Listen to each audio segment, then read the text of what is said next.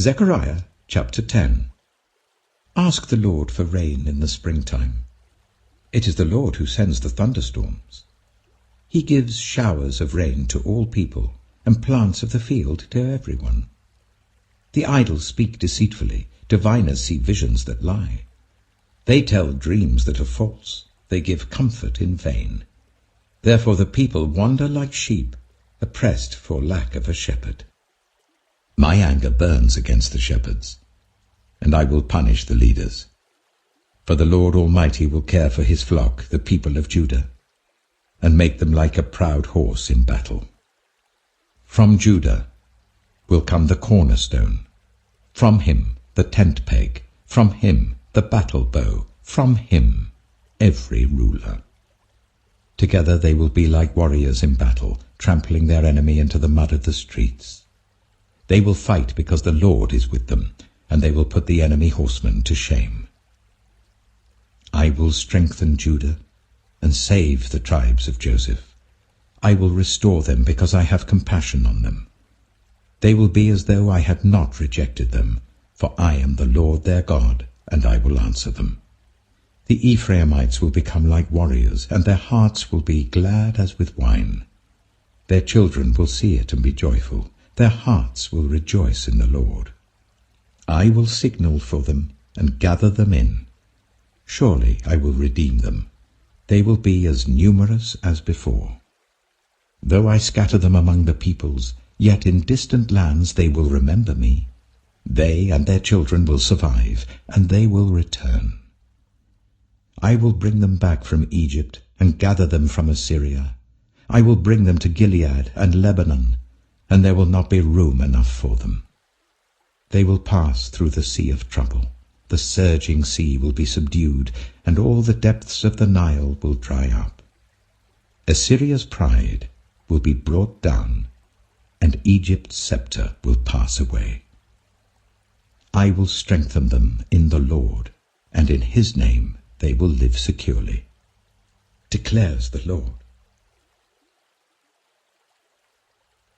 Zechariah chapter 11. Open your doors, Lebanon, so that fire may devour your cedars. Wail, you juniper, for the cedar has fallen, the stately trees are ruined. Wail, oaks of Bashan, the dense forest has been cut down. Listen to the wail of the shepherds, their rich pastures are destroyed. Listen to the roar of the lions, the lush thicket of the Jordan is ruined. This is what the Lord my God says. Shepherd the flock marked for slaughter. Their buyers slaughter them and go unpunished. Those who sell them say, Praise the Lord, I am rich. Their own shepherds do not spare them. For I will no longer have pity on the people of the land, declares the Lord. I will give everyone into the hands of their neighbors and their king. They will devastate the land, and I will not rescue anyone from their hands. So I shepherded the flock marked for slaughter, particularly the oppressed of the flock. Then I took 2 staffs and called one Favor and the other Union, and I shepherded the flock. In 1 month I got rid of the 3 shepherds. The flock detested me, and I grew weary of them, and said, I will not be your shepherd. Let the dying die, and the perishing perish. Let those who are left eat one another's flesh. Then I took my staff, called Favor, and broke it, revoking the covenant I had made with all the nations. It was revoked on that day, and so the oppressed of the flock who were watching me knew it was the word of the Lord. I told them, If you think it best, give me my pay, but if not, keep it. So they paid me 30 pieces of silver. And the Lord said to me, Throw it to the potter, the handsome price at which they valued me. So I took the 30 pieces of silver and threw them to the potter at the house of the Lord. Then I broke my second staff, called Union, breaking the family bond between Judah and Israel. Then the Lord said to me, Take again the equipment of a foolish shepherd, for I am going to raise up a shepherd over the land who will not care for the lost, or seek the young, or heal the injured, or feed the healthy. but will eat the meat of the choice sheep, tearing off their hoofs. Woe to the worthless shepherd who deserts the flock. May the sword strike his arm and his right eye. May his arm be completely withered, his right eye totally blinded. Zechariah chapter 12. A prophecy. The word of the Lord concerning Israel. The Lord, who stretches out the heavens, who lays the foundation of the earth, and who forms the human spirit within a person, declares, I am going to make Jerusalem a cup that sends all the surrounding peoples reeling. Judah will be besieged as well as Jerusalem. On that day, when all the nations of the earth are gathered against her, I will make Jerusalem an immovable rock for all the nations. All who try to move it will injure themselves.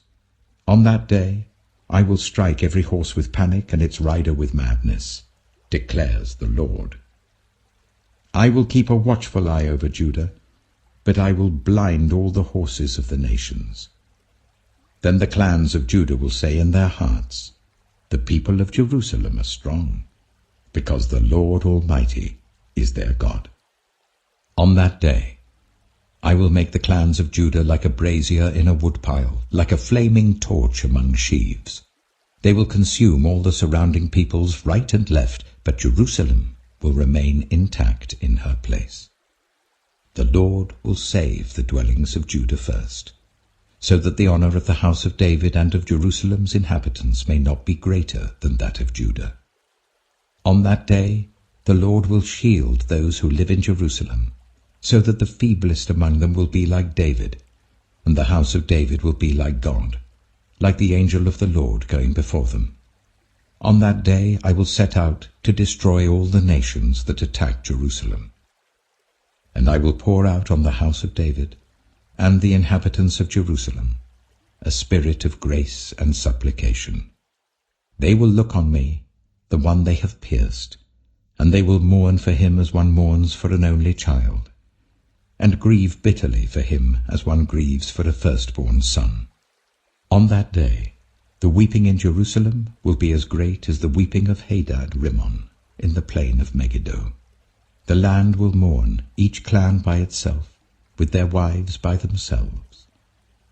The clan of the house of David and their wives, the clan of the house of Nathan and their wives, the clan of the house of Levi and their wives, the clan of Shimei and their wives, and all the rest of the clans and their wives. Psalm 126. When the Lord restored the fortunes of Zion, we were like those who dreamed. Our mouths were filled with laughter, our tongues with songs of joy. Then it was said among the nations, the Lord has done great things for them. The Lord has done great things for us, and we are filled with joy. Restore our fortunes, Lord, like streams in the Negev. Those who sow with tears will reap with songs of joy. Those who go out weeping, carrying seed to sow, will return with songs of joy, carrying sheaves with them. Luke chapter 14. One Sabbath, when Jesus went to eat in the house of a prominent Pharisee, he was being carefully watched. There, in front of him, was a man suffering from abnormal swelling of his body. Jesus asked the Pharisees and experts in the law, "Is it lawful to heal on the Sabbath or not?" But they remained silent. So, taking hold of the man, he healed him and sent him on his way. Then he asked them, "If one of you has a child or an ox that falls into a well on the Sabbath day, will you not immediately pull it out?" And they had nothing to say.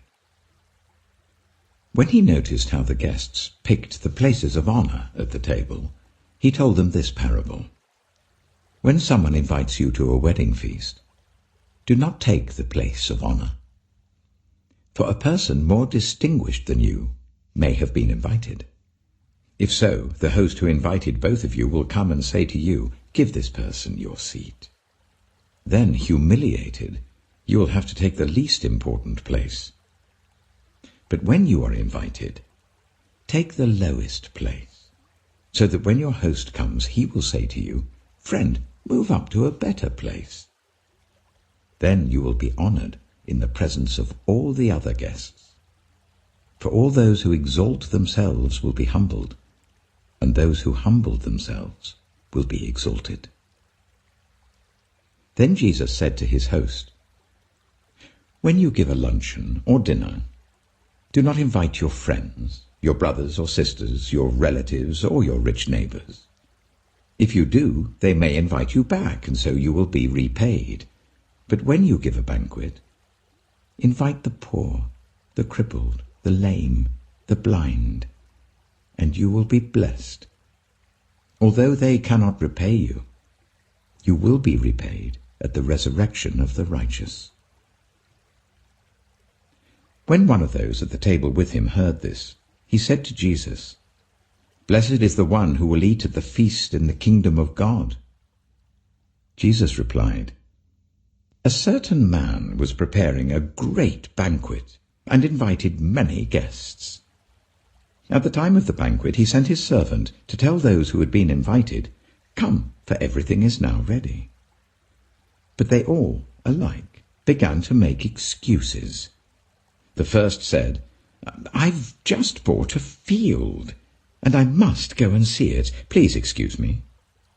Another said, 'I have just bought 5 yoke of oxen, and I'm on my way to try them out. Please excuse me.' Still another said, 'I just got married, so I can't come.' The servant came back and reported this to his master.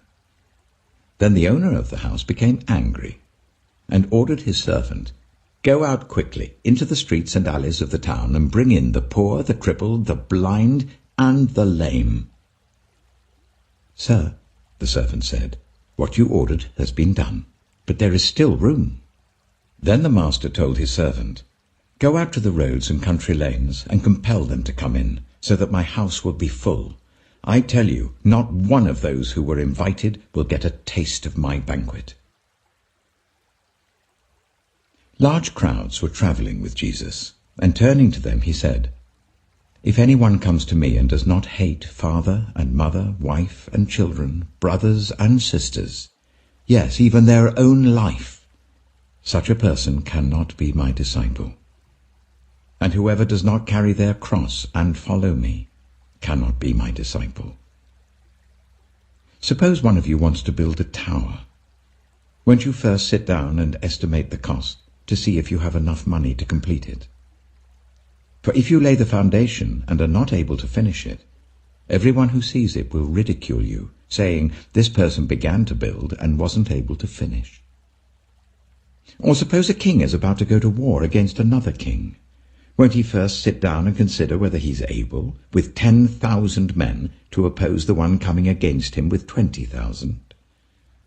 If he is not able, he will send a delegation while the other is still a long way off, and will ask for terms of peace. In the same way, those of you who do not give up everything you have cannot be my disciples. Salt is good, but if it loses its saltiness, how can it be made salty again? It is fit neither for the soil nor for the manure heap. It is thrown out. Whoever has ears to hear, let them hear.